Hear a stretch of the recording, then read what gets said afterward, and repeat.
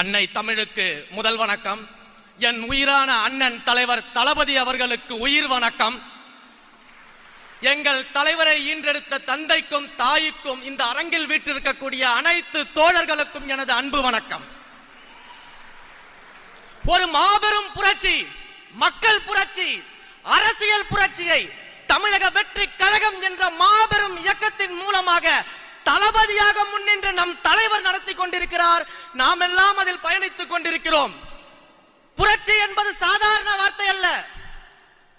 அது ஒரு சக்தி, அது ஒரு உணர்வு, அது ஒரு மாற்றத்தின் துவக்கம், அது முடிவில்லாத முயற்சி. இந்த புரட்சி என்ன செய்யும் தெரியுமா? இந்த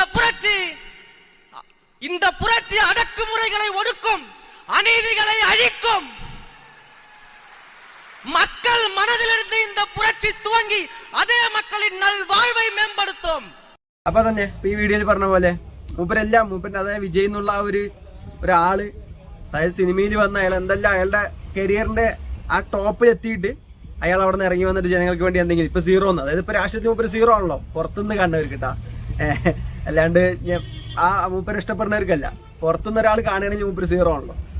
അപ്പോ ആ സീറോ എന്ന് അയാള് ഇനി എന്തൊക്കെ അയാൾ വളരണം. അതായത് ഇപ്പൊ സിനിമയിൽ നിന്ന് അയാളെ എന്തൊക്കെ പറഞ്ഞിട്ട് അയാൾ പറഞ്ഞ പോലെ സിനിമയിൽ വന്ന സമയത്ത് കളർ ശരിയില്ല, മുടി ശരിയില്ല, അല്ലെങ്കിൽ മുഖം ശരിയില്ല, അഭിനയം ശരിയില്ല, എല്ലാം കഴിഞ്ഞിട്ട് ഇപ്പൊ മൂപ്പര് എവിടെ എത്തി നിൽക്കുന്നത്? ടോപ്പിലാണ് സിനിമ. അതായത് ഇന്ത്യൻ സിനിമയിൽ തന്നെ ഇപ്പൊ മൂപ്പരെക്കാളും ശമ്പളം വാങ്ങണ ഒരു നായകൻ പറയുമ്പോൾ പുഷ്പ 2 അഭിനയിച്ച അല്ലു അർജുൻ മാത്രമേ ഉണ്ടായിരുന്നുള്ളൂ.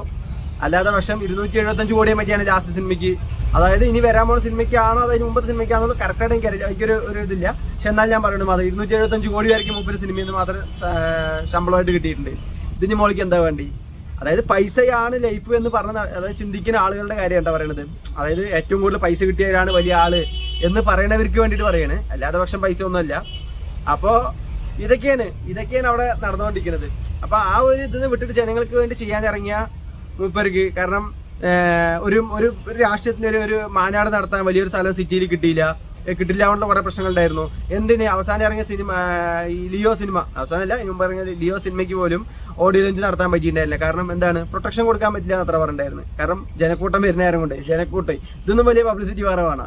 അതാ പറഞ്ഞത്. വിജയ് എന്നുള്ള ഒരാൾ അവിടെ ഇറങ്ങിയ, അതിന് വിജയനെ കാണാൻ വരുന്ന ആളായിക്കോട്ടെ, ഞാനത് എപ്പോഴും പറയണ്ടല്ലോ, വിജയനെ കാണാൻ വരുന്ന ആളായിക്കോട്ടെ, പക്ഷെ അത് ആ കാണാൻ വരുന്ന ആളാണ് പിന്നീട് വോട്ടായി മാറുന്നത്. അല്ലാതെ വന്നുടനെ തന്നെ ഒരുപാട് വോട്ട് വേണമെന്ന് പറയുന്നില്ല. പക്ഷെ എന്തായാലും വോട്ട് വീഴുന്നുള്ളത് 100% ഉറപ്പാണ്.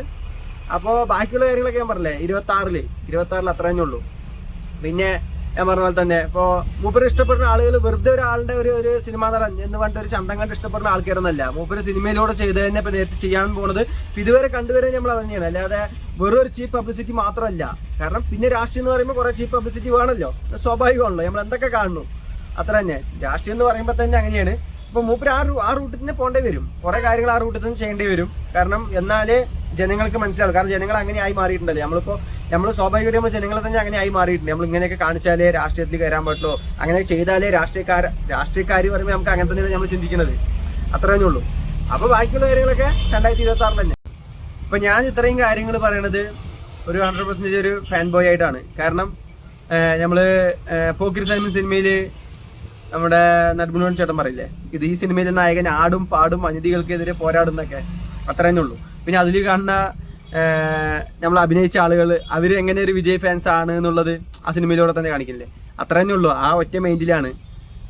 പിന്നെ അവരിഷ്ടം, അതാണ് ഇതെല്ലാം, അവരിഷ്ടമാണല്ലോ. അപ്പോൾ എന്തെല്ലാം ചെയ്യുന്നുള്ളത് നമുക്ക് കണ്ടറിയാൻ വേണം. കാരണം ഒരു ചാൻസ് കൊടുത്താലേ നമുക്ക് അത് എന്താണെന്നുള്ള അറിയുള്ളൂ. അല്ലാത്ത പക്ഷം നമ്മൾ 5 വർഷം എന്ന് പറയുന്നത് നമ്മളെല്ലാം കൊടുക്കുന്ന ചാൻസ് തന്നെയല്ലേ. എല്ലാവർക്കും നമ്മൾ കൊടുക്കുന്ന ചാൻസാണ്, നമ്മുടെ ചാൻസാണ് അവരുടെ വിജയം എന്ന് പറയുന്നത്. അപ്പം അതെന്താന്നുള്ളത് നമുക്ക് നോക്കാം. முறைதான் உன்னை பார்த்தால் அது வரமே, நினைத்தால் உன்னை நினைத்தால் கண்ணில் கண்ணீர் மழை வருமே. சாதாரண